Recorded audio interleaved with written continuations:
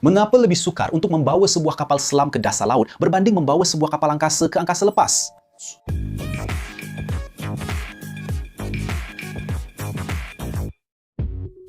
Hai, ini adalah kejuruteraan terperinci. Pernahkah Anda tertanya-tanya, mengapa lebih sedikit orang yang telah melawat dasar Palung Mariana, iaitu titik paling dalam di lautan, berbanding dengan angkasa lepas?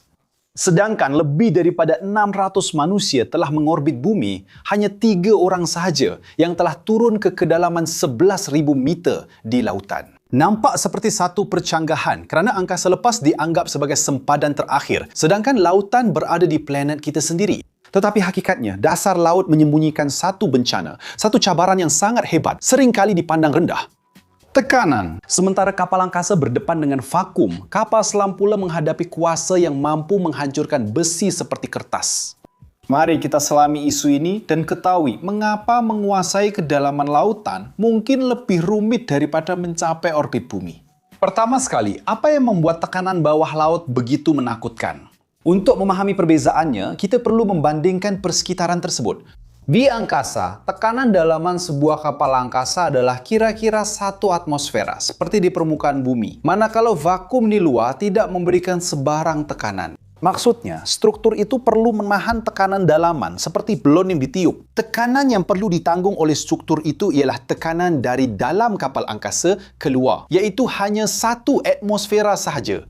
Tetapi, di dasar laut, tekanan dari luar sangat menghancurkan.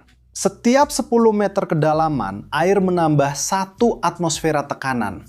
Di Palung Mariana dengan kedalaman 11 km, tekanannya mencapai 1.100 atmosfera. Untuk menahan tekanan itu, sebuah kapal selam perlu dibina seperti sebuah kereta kebal berperisai. Manakala kapal angkasa pula berfungsi lebih seperti sebotol plastik yang dimeterai. Tapi kalau tekanannya begitu tinggi, kenapa kapal selam tidak dihancurkan? Untuk menahan mampatan yang melampau, kapal selam menggunakan 2 rahsia, yaitu bentuk sfera dan penggunaan bahan-bahan yang luar biasa. Bentuk sfera adalah geometri yang paling baik mengalihkan daya secara sekata, selain menggunakan titanium atau keluli aloi tinggi yang dirawat haba. Kapal selam limiting factor yang sampai ke Palung Mariana pada tahun 2020 mempunyai badan sfera titanium dengan ketebalan 90 mm atau 9 cm untuk melindungi hanya 2 orang. Walaupun begitu, satu skru yang dipasang dengan salah atau kimpalan yang tidak sempurna boleh menyebabkan letupan ke dalam secara serta-merta. Sebuah kapal angkasa seperti kapsul Crew Dragon dari SPACEX menggunakan aluminium yang ringan dan mudah dibentuk dengan ketebalan hanya 2 mm diperkukuhkan dengan komposit karbon. Fungsinya adalah untuk mengekalkan atmosfera dalaman, bukan untuk menahan daya dari luar.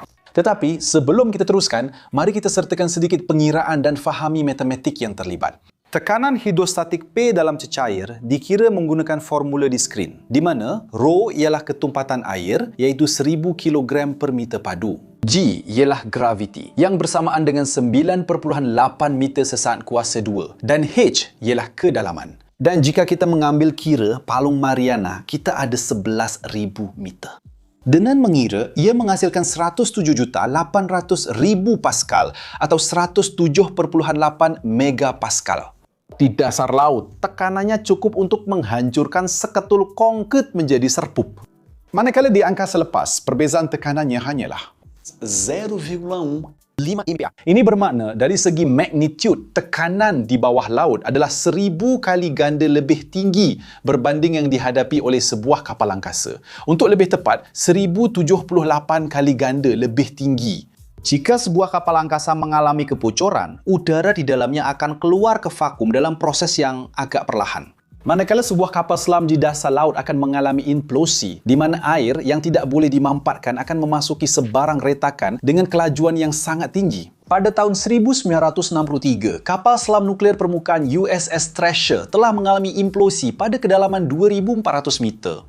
Tekanan itu telah menghancurkan badan kapal selam tersebut dalam masa hanya 0,1 saat, menjadikannya longgokan logam sebesar sebuah peti sejuk. Contoh lain ialah kapal selam kecil Titan pada tahun 2023 yang sedang melawat bangkai Titanic telah mengalami implosi pada kedalaman kira-kira 3,350 meter. Menurut analisis yang dibuat, iaitu tekanan sebanyak 32.8 megapascal. Dan bagaimana pula dengan bahan-bahan? Kenapa kita tidak menggunakan titanium dalam kapal angkasa? Isunya ialah, di angkasa lepas, setiap gram sangat bermakna. Menggunakan titanium yang lebih kuat tetapi sedikit lebih berat akan menyukarkan pelancaran. Sebab itu, kapal angkasa mengutamakan bahan ringan seperti aluminium, komposit karbon, dan seramik terma. Manakala kapal selam laut dalam mengorbankan berat demi ketahanan. Jika Anda sudah sampai di sini dan suka dengan video ini, jangan lupa untuk melanggan. Jika belum berbuat demikian, tekan butang suka dan aktifkan loceng pemberitahuan. Dan jika Anda rasa kandungan kami menarik, pertimbangkan untuk menjadi ahli bagi membantu kami terus menghasilkan kandungan di platform ini dan disebut dalam video kami. Dan jika Anda berminat untuk mengetahui kursus yang kami cadangkan, imbas kod QR di sebelah sini atau klik pautan di dalam deskripsi video. Untuk mendapatkan akses kepada pelbagai peluang untuk membangunkan diri dalam pelbagai kemahiran yang akan membuatkan istimewa dalam kerjaya anda. Jadi, adakah anda tahu berapakah nilai tekanan air di dasar laut? Adakah anda teringin untuk turun ke bawah sana dalam sebuah kapal selam? Tinggalkan komen di sini kerana saya ingin tahu. Di sebelah sini terdapat 2 pilihan video menarik yang anda perlu tonton untuk menambah pengetahuan dan meneroka rasa ingin tahu anda. Dan jika anda ingin menyokong kami, hanya tinggalkan tanda suka, langgan saluran ini, aktifkan loceng pemberitahuan dan pertimbangkan juga untuk menjadi ahli saluran.